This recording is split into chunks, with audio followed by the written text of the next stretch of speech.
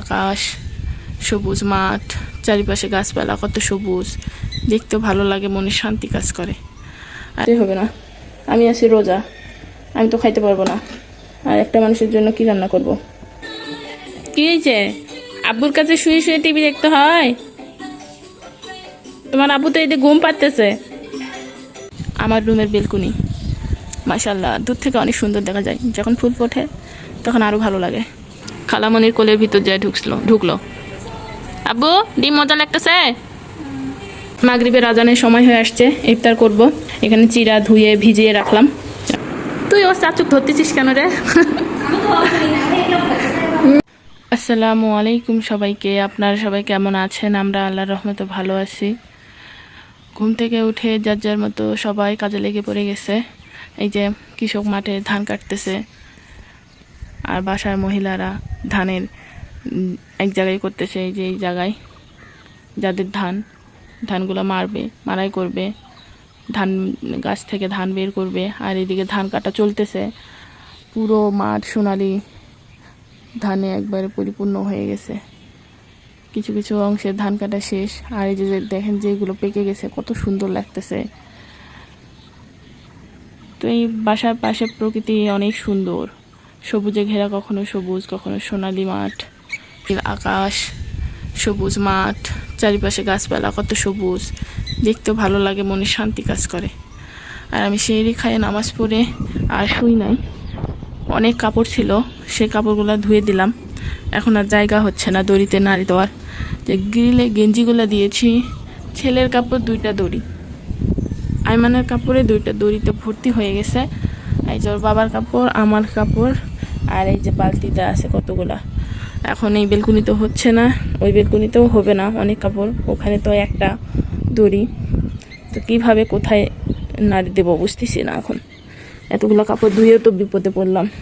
কতগুলো কাপড় আছে, শুধু হাফ বালতি এখন নাড়ি দিছি। এই যে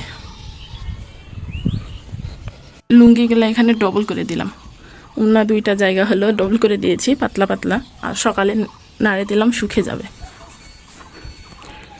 দেখি এই কাপড়গুলো ওই বেলকুনিতে হয় নাকি, ওরকমই ডবল করে দিতে হবে।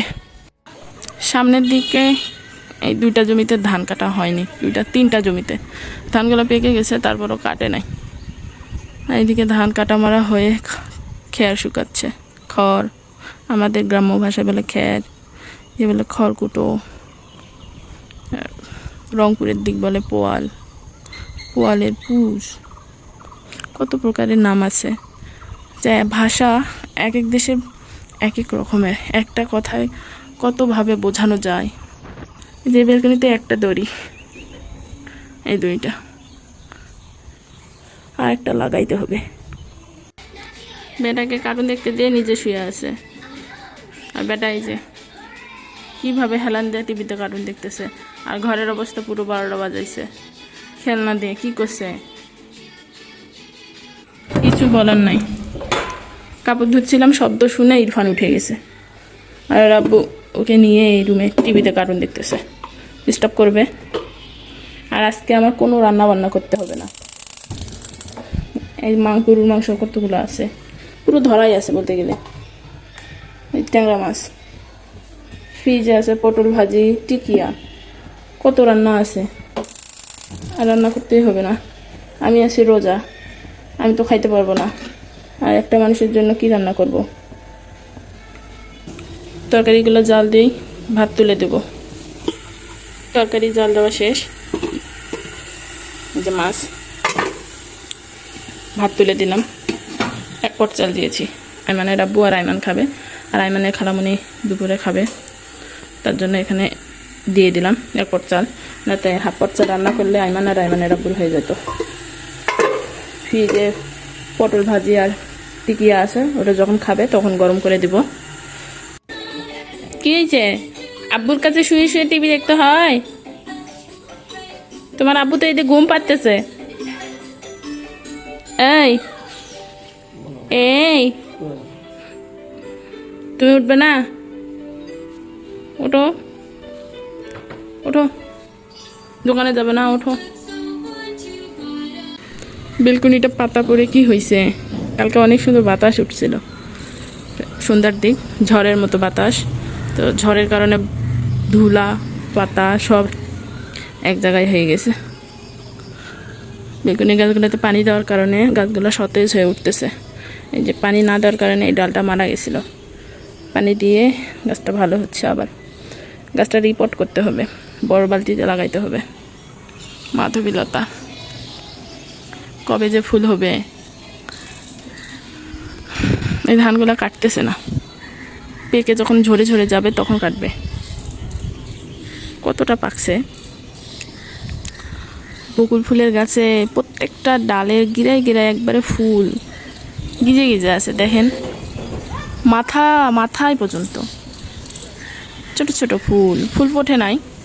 এই যে কলিয়ে ভর্তি হয়ে আছে প্রত্যেকটা ডালে, গাছে পাতায় ফাঁকে ফাঁকে যখন ফুল ফোটে এত ঘ্রাণ।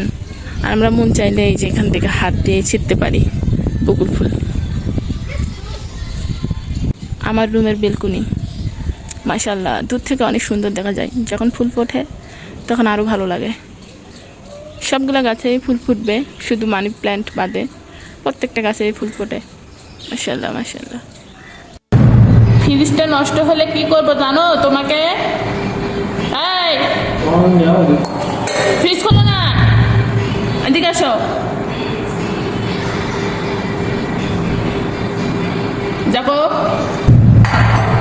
যাবো আমি দূর মারবি, সেজন্যই বলতেছি যাবো আমি। আসো, এই যে ভাত নিয়ে এসছে, আসো। ভাত খাবে না? ওইদিকে গেছো কেন? পানিটা দাও তো। তুমি কিছু নিবে? কিছু নিবে? কি নেবে আব্বু? আলু নিবে? দাও তো, ফোন বাজতেছে, নিয়ে আসো তো। আমিন আব্বু ফোন বাজতেছে। আইমান আব্বু গোসল করে এখন খেতে বসেছে, ভাত খাচ্ছে। আর আইমান উঠছে, আমি এখন 1 ফিটার সুজি ভরাবো। ঘুম থেকে উঠছে, সুজি খাবে। এটা শেষ, এখানে আছে। আজকে রোদ আছে ভালোই, গরম পড়ছে। আর এই রাস্তার পাশে ধান শুকাচ্ছে। ঘুম থেকে উঠে ভাত খাচ্ছে, আইমানের খালামণি ভাত খাওয়াচ্ছে। মা ছেলে ঘুম আসছিলাম, এর মধ্যে আইমানের আব্বু এসে খাওয়া দাওয়া করে দোকানে চলে গেছে। আর সবগুলা কাপড় শুকিয়ে গেছে, তুলে নিয়ে এসে ড্রেসিং টেবিলের উপর রাখছি, এখনো গোছানো হয়নি। যাও খাও ইরফান, যাও। ডিম পোস্ট করে নিয়ে এসে দিলাম আর সাদা ভাত, দুইটা খাচ্ছে তো না, ফেলাইনি। খালামণির কোলের ভিতর যায় ঢুকলো। আব্বু ডিম মজা লাগতেছে। মাগরিবের আজানের সময় হয়ে আসছে, ইফতার করব, তার জন্য রান্নাঘরে আসলাম। এখানে চিরা ধুয়ে ভিজিয়ে রাখলাম, আর 10 মিনিটের মতো সময় আছে ইফতারের। আর টিকিয়া গরম করতেছি, এখানে 3 পিস টিকিয়া গরম করলাম। ভাত খাবো। আমি যত কিছুই খাই, একটু ভাত হইলে আমার শান্তি লাগে। আজকে তো সারাদিন রান্না বান্না করি নাই, তো সেজন্য অত কষ্টও হয়নি। ফ্রিজে একটু ভাজি ছিল বাসুল কচু, তো সেটা আরও একটু গরম করে নিচ্ছি।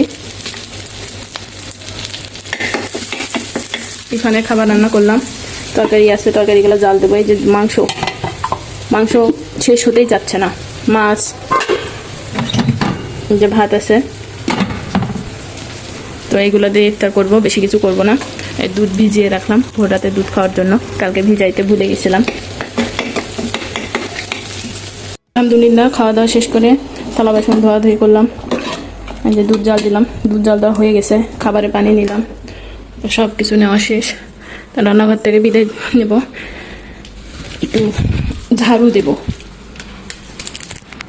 দুষ্টুটা মেঝেতে বসে আছে, মানে খালামণি বাথরুমে গেছে, তো এই যে এখানে বসে আছে। আমি একটু সিঁড়িটা ঝাড়ু দেব, বাহিরের ধুলা হয়ে গেছে সিঁড়িটা, এটা একটু ঝাড়ু দেব।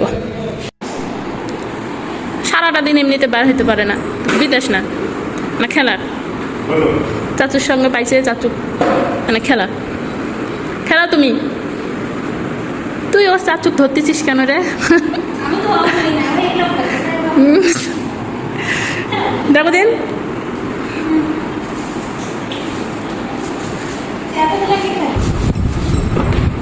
নতুন ঘড়ি,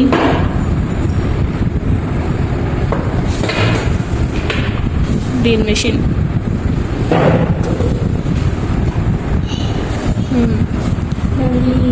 ঘড়ি টাইম সেট করা আছে। তামান্না নতুন ঘড়ি দেখছে, দেখছে ড্রিল মেশিন দেখছে। মানে আপু কে খাবার খিদে লাগিছে? বসো, আব্বুর সঙ্গে বসো, আব্বুকে খাইতে দাও, আব্বুর খিদা লাগছে। দুপুরবেলা তোমার আব্বুকে আমি ভাত দিতে পারিনি, একা একা তুলে খাইছে। রিফান অল্পই তো দিলাম, ভাত দিছি তো টেবিলে, ঠান্ডা হয়ে যাচ্ছে। আসো ঘরে দিই, ঘরে বসে খাও, খিদা লাগছে বলে। দিব আমি না? অনেক রাত হয়ে গেছে, যার যার মতো সবাই শুয়ে পড়ছে। পাশের বাসার লাইট অফ, পুরো অন্ধকার হয়ে গেছে চারিপাশ। আর আমি থালা বাসন ধুয়ে রেখে দিলাম, আইমানের আব্বু খাবার খাইলো, বাবা ছেলে শুয়ে পড়ছে। আমিও এখন যাই শুবো। যাওয়ার আগে দুধটা জাল দিলাম, দুধটা নষ্ট হয়ে যাবে, জাল দিছি। আর এক মগ দুধ নিয়ে গেছি, ভোররাতে খাবো। তো আজকের ভিডিও এখান থেকে, সবাই ভালো থাকবেন, সুস্থ থাকবেন, আমাদের পাশে থাকবেন, আমাদের জন্য দোয়া করবেন। আল্লাহ হাফেজ।